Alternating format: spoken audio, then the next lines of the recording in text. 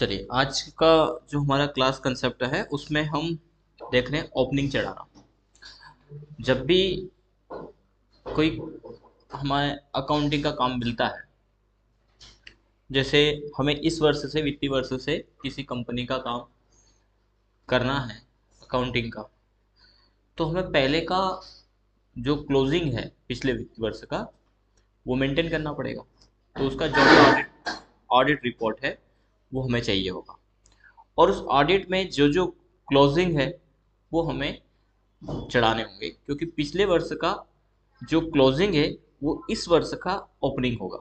ठीक है, और किस लेजर में कितना राशि है वो हमें मैनेज करना होगा। तो जैसे हमारे पास ये ऑडिट रिपोर्ट है और इसमें केस के लेजर्स हैं। ये केस का जो है कि इसका वैसे ये ओपनिंग है ना, तो हम इस ओपनिंग को लेकर के चल रहे हैं।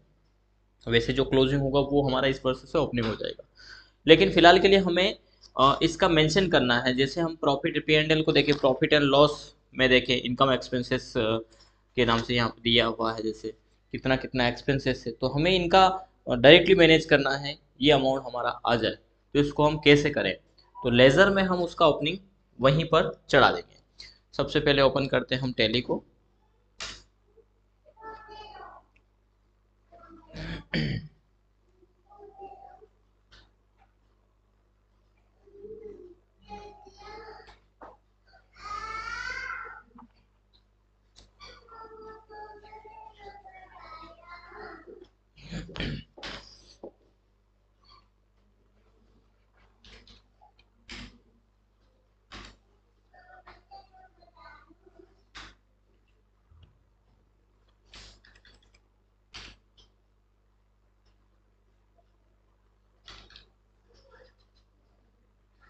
हम एक न्यू कंपनी बनाने जा रहे हैं सर, पता नहीं इसमें क्या है।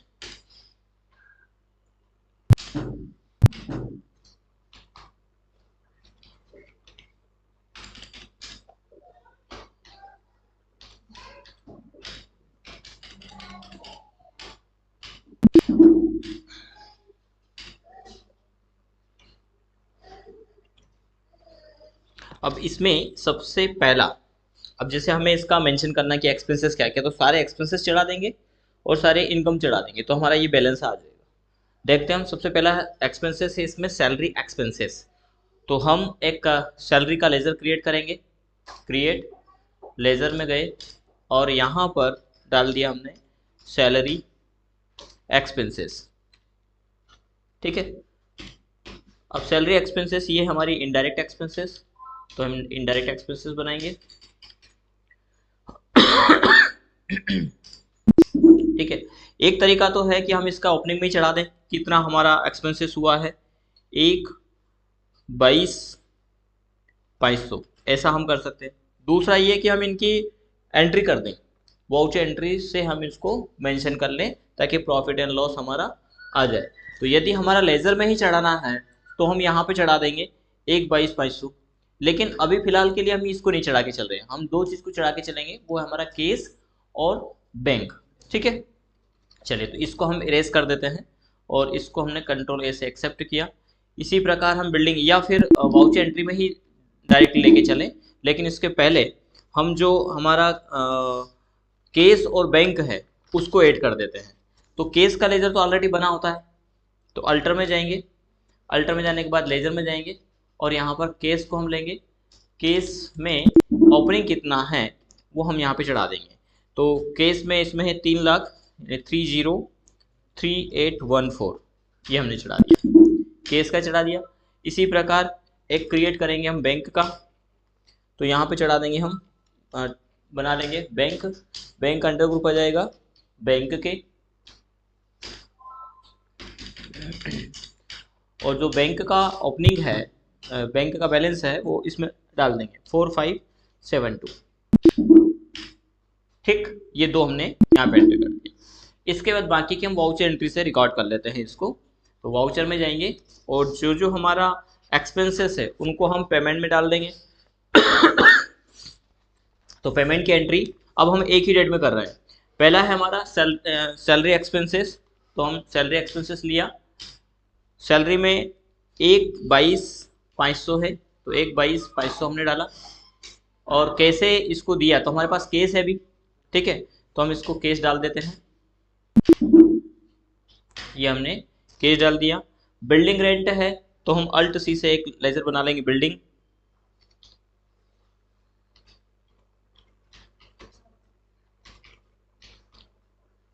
ठीक है, ये क्या है, इनडायरेक्ट एक्सपेंसेस कितना है, तो 114,400 है, वो हम डाल देंगे। कैसे दिया, तो हम लेकर के चल रहे हैं अभी फिलहाल केस, ये हमने दिया है। इसके बाद फीस पेड किया है हमने, तो अल्ट सी से फीस पेड, ये भी हमारा इनडायरेक्ट एक्सपेंसेस है। ये है 549,724 549,724 5,39,724, ये भी हम मान के चल रहे हैं केस।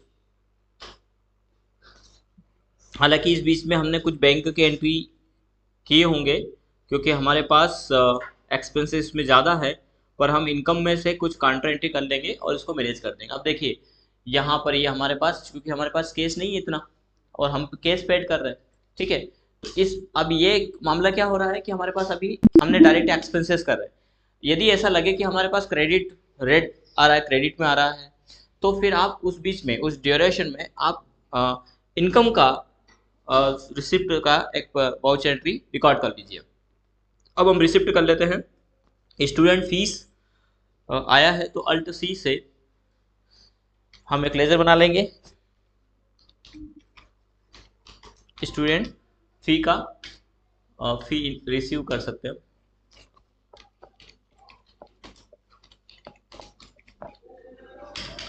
और ये हो जाएगा हमारा इनडायरेक्ट इनकम, कंट्रोल ए से एक्सेप्ट कर लेते हैं। अमाउंट है हमारा 718,850। असल में ये तो वैसे तो पूरा अलग अलग आया है, लेकिन अभी हम डायरेक्ट रिकॉर्ड चला रहे हैं क्योंकि हमारे पास पूरा रिकॉर्ड नहीं है और हम इस वर्ष से अपना अकाउंटिंग जिस भी कंपनी का वो करने वाले हैं, तो इस सेशन का तो हमारे पास सारे बिल होंगे, लेकिन ये पुरानी ऑडिट रिपोर्ट है, उस ऑडिट रिपोर्ट से मैनेज करके और जो इस बार का क्लोजिंग आएगा वो हमने अगले उसमें ओपनिंग में डाल करके फिर आगे बढ़ जाएंगे कंटिन्यूसली। वैसे तो हमारा जो ऑडिट रिपोर्ट में क्लोजिंग है वो ओपनिंग होकर के आगे बढ़ जाएंगे, लेकिन हम एक सेशन पहले से चल रहे हैं कि ऑडिट रिपोर्ट से हम मैनेज करना हो तो कैसे मैनेज करें, कैसे उसको डाल करके अपने टैली में इसको देखें, वो हमारा प्रोसीजर इसमें हो रहा है, ठीक है। और ये हम मान के चलते हैं कि हमारे पास केस आया तो हमने इसको केस ले लिया। अब चाहें तो आप पूरा पहले रिसिप्ट का चढ़ा दें, जैसे इंटरेस्ट फ्रॉम बैंक, तो यहाँ पर एक लेजर बना लेते हैं हम, इंटरेस्ट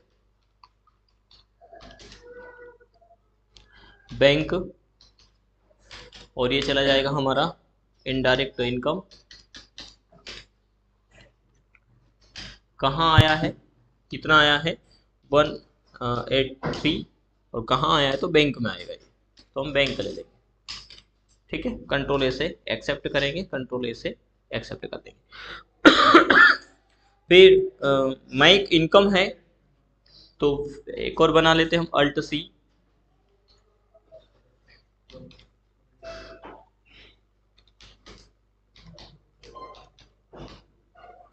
इनडायरेक्ट इनकम। इसका जो अमाउंट है 167,036 वो हम डाल देंगे। यानी हम सीधे सीधे अमाउंट डाल रहे हैं, इसमें कोई कंफ्यूजन तो नहीं है ना। जो अमाउंट इसका है वो इसमें डाल रहे हैं और इसका है इसमें डाल रहे हैं, वो लेजर बना करके बस इतना ध्यान रखा, इनकम यानी रिसिप्ट और एक्सपेंसेस यानी पेमेंट, ठीक है।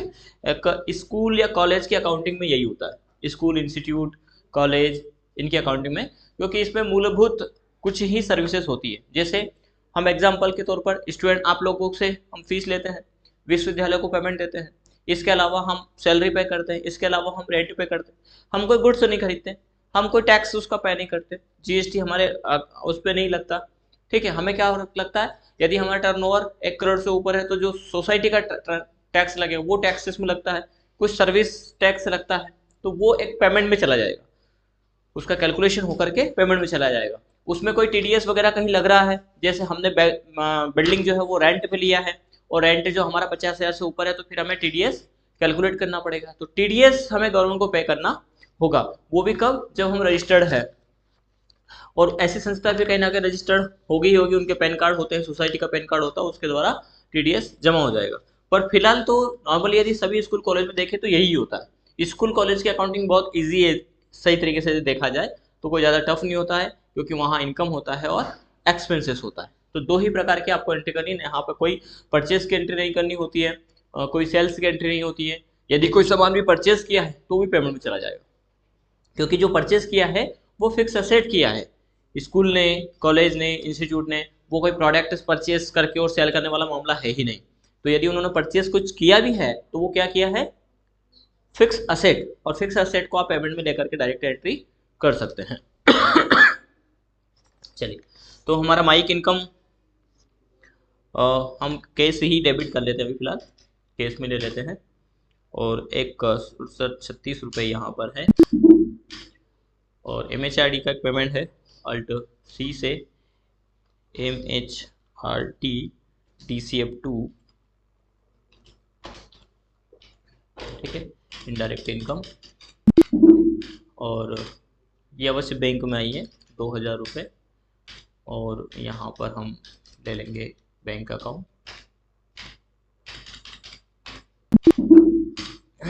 ठीक है, ये हो गया। अब हम एक बार बैलेंस शीट को देखें, जिसको हम P&L में चले जाते हैं। तो यहाँ पर 8,88,069 रुपये,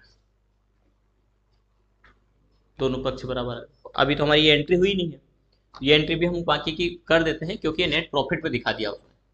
जब कितना प्रॉफिट हुआ नहीं है तो बाकी का पेमेंट हमारा नहीं होगा तो प्रॉफिट में दिखाएगा, पेमेंट होगा तो वो पेमेंट में दिखा देगा। बाकी अमाउंट ये आ रहा है। दीपक, आपका अमाउंट आ गया था, नहीं आया, मतलब इसका मतलब आपने गलत किया है। बहुत ईजी है, पेमेंट का, इनकम का रिसिप्ट में करना है, एक्सपेंसेस का आपको पेमेंट में एंट्री करना है, खुद ही आ जाएगा, ठीक है। अब हमारा कहाँ तक का एक्सपेंसेस हो गया था, इनडायरेक्ट एक्सपेंसेस भी दिखा रहा है, इसको एंटर कर लीजिए। तो हमारा बिल्डिंग रेंट हो गया था, इसके बाद सैलरी पेड हो गया था और फी पेड हो गया था। ये 3 वाउचर देखो इसमें दिखा रहा है, मैच कर लीजिए उनको। मैच करने के बाद बाकी का माइक एक्सपेंसेस से हमें वाउचर रिकॉर्ड करना है, तो हम फिर चले जाते हैं वाउचर्स में। यहाँ पर पेमेंट की एंट्री रिकॉर्ड करेंगे और अल्ट सी से माइक एक्सपी डाल देते हैं, indirect expenses, control S accept करेंगे और ये अमाउंट आ जाएगा हमारा 40,456। कैसे, तो हम अभी लेकर के चल रहे हैं केस। अब बैंक को भी मेंटेन करना पड़ेगा अभी फिलहाल, पर बैंक के हमारे ट्रांजेक्शन नहीं, या तो हमारे पास बैंक का जो स्टेटमेंट है वो हो तो उससे हम रिकॉर्ड करते जाएंगे। अब वो करेंगे हम नेक्स्ट सेशन में है जो है वो हमारे पास बैंक की है पूरी। ये तो एक सेशन पूरा नहीं है, इसमें बैंक का ट्रांजेक्शन नहीं है। बैंक का स्टेटमेंट निकालेंगे तो निकल जाएगा, लेकिन इसके बाद हम यदि बात करें तो ये बैंक के ऑडिट और सारे ट्रांजेक्शन है, हर एक वाउचर एंट्री को इसमें करना है, ठीक है। पर पहले हम इसको मैनेज करना सीख लें, बैलेंस शीट को। आपने पिछला एक वीडियो देखा हो तो अभी हाल ही में 2 या 3 दिन पहले ही हमने लोड किया है बैलेंस शीट कैसे तैयार करें। तो बैलेंस शीट जो तैयार करें वो बैलेंस शीट बेसिक वाला है ना। उसकी मदे किस प्रकार से है, लाइबिलिटी में कैसे कोई वैल्यू रखें हैं और असेट्स में कैसे, वो मैंने जो पूरा वीडियो थोड़ा सा आप उसको वॉच कर लें तो बेसिक चीज़ें आ जाएगी। हालांकि वो हम समझ चुके हैं पहले, पिछले जब स्टार्टिंग में बैलेंस शीट बनाना मैंने बोला था आपको, तब कौन कौन सी मदे होती वो सारी चीज़ें मैंने देखा था। पर एक बार वीडियो बेसिस पे भी आप उस ट्रेनिंग को ले लें, देख लें, ठीक है। क्योंकि कई कंसेप्ट होते हैं जो थोड़े थोड़े छोटे छोटे से रूटीन से होते हैं और इसको हम इग्नोर कर देते हैं, फिर उलझ जाते हैं कि अरे क्या होगा इसमें। बड़ा काम कर लेते हैं, कई बार छोटा दिक्कत हो जाता है कि अरे ये जैसे ओपनिंग चढ़ाना हुआ, तो ओपनिंग चढ़ाना कोई कठिन नहीं है। कैश में गए अभी हम लेजर में और उसका ओपनिंग अमाउंट डाल दिया, लेकिन जब कहा जाए, नॉर्मली कहा जाए कि ओपनिंग चढ़ा देना, तो फिर एंट्री कर देते हैं उसकी, है ना, जो आपने गलत किया था, तो वो नहीं करना है, ठीक है। ओपनिंग चढ़ाना बड़ा आसान है। यदि क्लोजिंग स्टॉक है हमारा, तो स्टॉक में क्या है, जैसे आपके पास पिछले साल का 10 लैपटॉप बचे हुए हैं, तो इस बार के पिछली बार क्लोजिंग में जो लैपटॉप था उसके क्लोजिंग में कितनी क्वांटिटी वो चढ़ा दीजिए, उसका अमाउंट चढ़ा दीजिए और वही इस बार का ओपनिंग हो जाएगा, जिसको हम कहेंगे स्टॉक ओपनिंग, यदि इन्वेंट्री के आधार पर कर रहे हैं तो, और यदि केस के आधार पर कर रहे हैं तो जैसे सन्ड्री क्रेडिटर्स को पैसा देना है 5 लाख रुपए, तो सन्ड्री क्रेडिटर का जो जो लेजर है 5 लाख, कौन कौन से सन्ड्री क्रेडिटर्स हैं उन सभी पार्टियों को ओपन करिए और उनके ओपनिंग में चढ़ा दीजिए कि इतना हमें देनदारियां हैं। लेनदारियां तो कितने सन्ड्री क्रेडिटर्स से आपको लेनदारियां हैं, उनके लेजर्स को ओपन करिए, उनकी वाउचर एंट्री नहीं करना है, उनके लेजर में जाना है और जो ओपनिंग है उसमें अमाउंट को डाल दीजिए, ओपनिंग चढ़ जाएगा अपना। कई मामले, और उनको मैच करते जाइए कि इसका इतना, इसका फिर टिक लगाते जाइए पेंसिल से कि इनका हमने चढ़ा दिया। जब बड़ी ऑडिट रिपोर्ट रहेगी तो एक दिन में थोड़े ना कर पाएंगे आप, एक बार में थोड़े ना कर पाएंगे, तो जो जो कर दिया उनको टिक लगा दीजिए। ये ऑडिट रिपोर्ट हमने बनाई है तो एक दिन में थोड़े ना कर पाए, कर भी लेते हैं, ऐसा कोई बड़ा भी नहीं था, पर कई मामले होता है ना टाइम नहीं मिलता है। त्रिवेदी सर, हाँ ठीक है, चलिए। तो हमारा माइक एक्सपेंसेस हो गया था अभी, एक एंट्री हमने रिकॉर्ड किया था, हो गया। इसके बाद advertisement and publicity, alt C से एडवर्टाइजमेंट एंड डॉलर लग गया इसमें,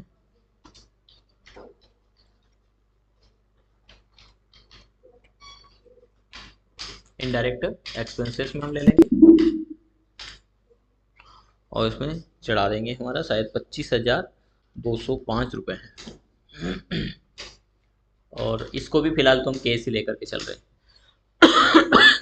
अब बैंक को कैसे मैनेज करेंगे, तो बैंक में हम क्या करेंगे, लास्ट में जितना अमाउंट हमारा कम ज़्यादा होगा उतना ले केस में से उठा करके बैंक में डाल देंगे फिलहाल के लिए। तो वैसे सही तरीका क्या है कि जब जब जो जो बैंक में आया, बैंक से सारा एक तरफा तो पूरा बैंक का मामला तो आसानी से खत्म हो जाता है, क्योंकि बैंक में हर एक ट्रांजेक्शन रिकॉर्ड होंगे, लेकिन कुछ ट्रांजेक्शन के नाम पता नहीं रहते। कई बार यदि आप एक साल के अंत में यदि ऑडिट तैयार करते हैं तो एक अच्छा अकाउंटेंट वित्तीय वर्ष के एंड में ना करते हुए बीच में सारी एंट्रियां हर दिन हर महीने करता जाता है कि कहाँ के इनकम हुआ, कहाँ का एक्सपेंसेस हो। बड़े जो ट्रेडिंग अकाउंट होते हैं, जो शॉप होती हैं, उनमें तो डेली की वो एंट्री करते जाते हैं कि ये हमारा आज का इतना इतना माल बिक गया। उससे एक तो स्टॉक अपडेट हो जाता है, इनकम एक्सपेंसेस आ जाता है, और उलझने जरा सी भी नहीं होती है। बैंक का सारा अमाउंट उस दिन का दिखा देगा कि आज हमारे बैंक में इतना, केस में काउंट करेंगे तो बोले केस हमारा इतना है, यानी जो टैली में केस वो हमारे केस में मैनेज कर जाएगा, जो टैली में बैंक में वो हमारा बैंक अकाउंट मैनेज कर जाएगा, और जो हमारा स्टॉक है वो हमारा स्टॉक से अपडेट हो जाएगा। तो इसीलिए टैली की डिमांड कहीं ना कहीं उसमें बनी रहती है। फिलहाल के लिए तो हम इसको रिकॉर्ड कर लेते हैं, ठीक है। बैंक चार्जेस इसमें लगे हैं, डेप्रिसिएशन इसमें लगा है, और सर पर ड्यूटी लगा है, लेकिन ये एंट्री नहीं करेंगे अभी फिलहाल, तब भी हमारा P&L यदि हम देखेंगे तो उतना ही आएगा। अभी हमने कुछ एंट्री किया, देखो नेट प्रॉफिट हमारा 36 है ना, 35,784 बचा। अब देखो इसको भी हम करते ना, कर ही लेते, 3 एंट्री हमारी है, बीच में हमने देख लिया उसको। पेमेंट की एंट्री है, बैंक चार्जेस लगा है, अब बैंक चार्जेस तो बैंक से चला जाएगा, अल्ट सी,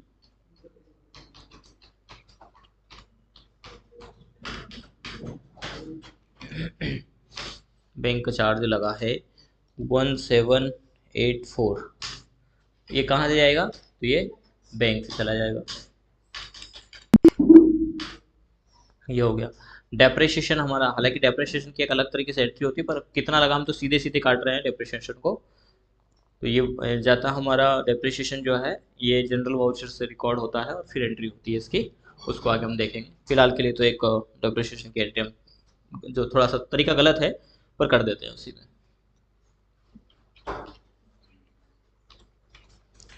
डेप्रिसिएशन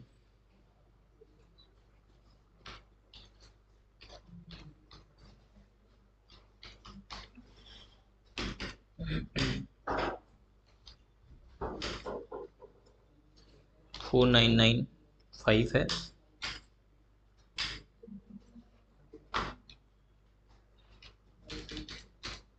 अब असल में डेप्रिसिएशन जो होता है ये हमारा मूल्यह्रास होता है, जो हमारे फिक्स असेट्स हैं उसके ऊपर डेप्रिसिएशन चार्ज होता है, पर फिलहाल तो हम केस में काउंट कर रहे हैं इसको क्योंकि हमने यहाँ पर अपना फिक्स एसेट्स नहीं चढ़ाए अभी।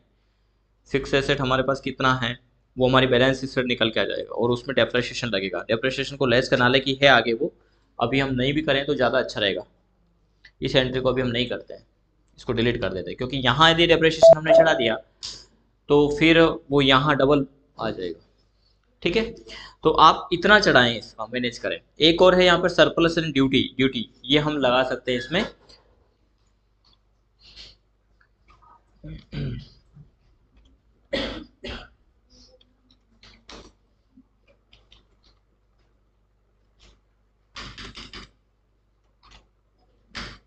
और ये हमारा 29,005।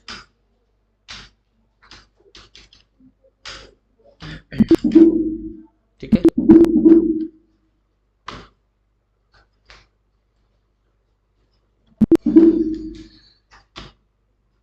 ये हमारा 888। और बैलेंस शीट में अभी थोड़ा सा अंतर आ सकता है, 313 आ रहा है, 397 आना चाहिए। तो इसमें कुछ चीज़ें छुटी हुई है, वो हमारे इसमें नहीं है। ठीक है, प्रॉफिट एंड लॉस में इसको इसने दिखा दिया, डिफरेंट बैलेंस आ रहा है 313,381, जबकि आना चाहिए 397,866। तो इसको हम अगले उसमें देखेंगे, इसको मैनेज करना। पहले आप यहाँ तक करें और इतना आपका आना चाहिए। इसका मैं आपको फ़ोटो क्लिक कर दूंगा पूरे पेज का। आपका आ गया होगा यहाँ तक, है ना, कल किया होगा आपने जब। पर अब इन लोगों को भी और कर लेने दें, फिर हम आगे बढ़ेंगे इसमें, है ना।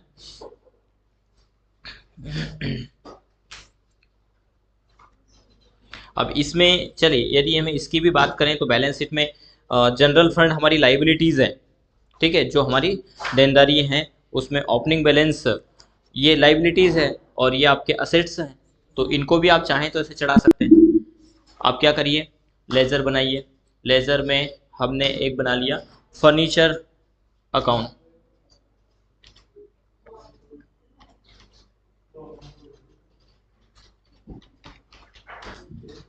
फर्नीचर एंड कंप्यूटर का है इसमें, हालांकि दोनों में परसेंटेज का रेशियो डेप्रिसिएशन का अलग अलग है। तो हम फर्नीचर एंड कंप्यूटर ना बनाते, फर्नीचर अलग बना लेते और कंप्यूटर अलग बना लेते। फर्नीचर का अकाउंट बनाएंगे। फर्नीचर क्या का इसमें चला जाएगा, फिक्स एसेट। ठीक है, और फिक्स एसेट हमारे पास कितनी है, तो इसमें अब आपको ओपनिंग चढ़ाना पड़ेगा। तो हम यहाँ से ओपनिंग बैलेंस इसका चढ़ा देते हैं कि हमारे पास फर्नीचर है 1,34,700, सॉरी 700 नहीं, 75 ओनली, एक सॉरी 1 लाख गलत बोल दिया हमने, 13,475 है। तो 13,475 हम इसमें चढ़ा देंगे। फिर इसी प्रकार कंप्यूटर है, कंप्यूटर भी हमारी फिक्स एसेट्स हैं। और ये हमारे पास है 44,955, ये चढ़ जाएगा हमारा। अब दोनों हमारा हो गया है ओपनिंग। इसके अलावा हमने एडवांस लोन दे रखा है गिरिराज किशोरी परमार को। तो हम यहाँ पर गिरिराज किशोरी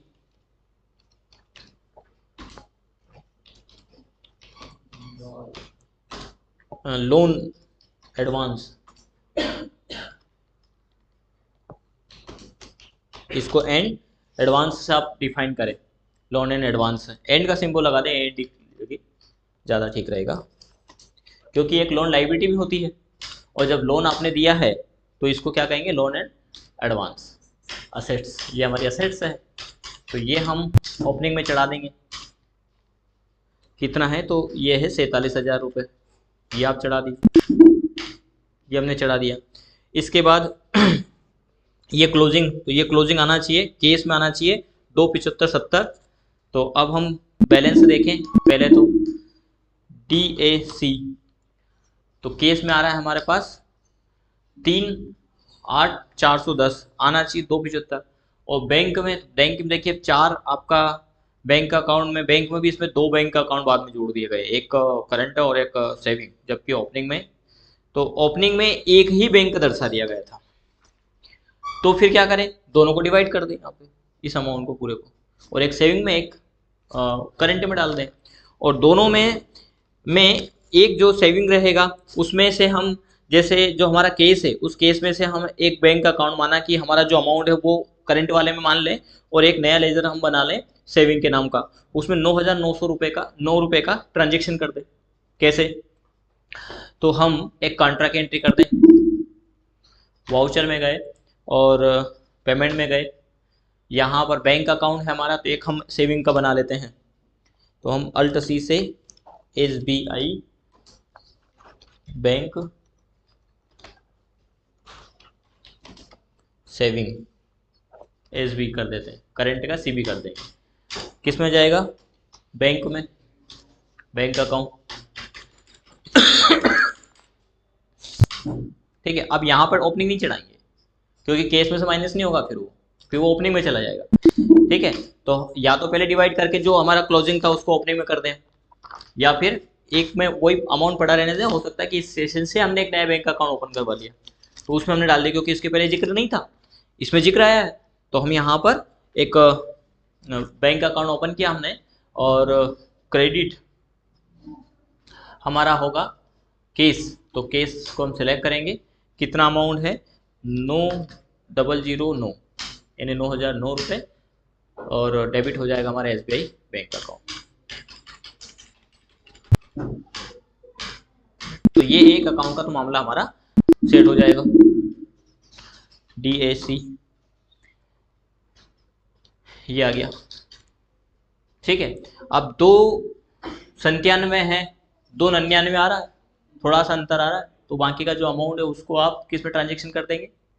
जो एक बैंक को नाम से बना, या इसको एडिट कर देना, इसके आगे बैंक CB लगा देना, SBI बैंक CB यानी करंट अकाउंट हो जाएगा, और उसको आगे आपको रिकॉर्ड करना है।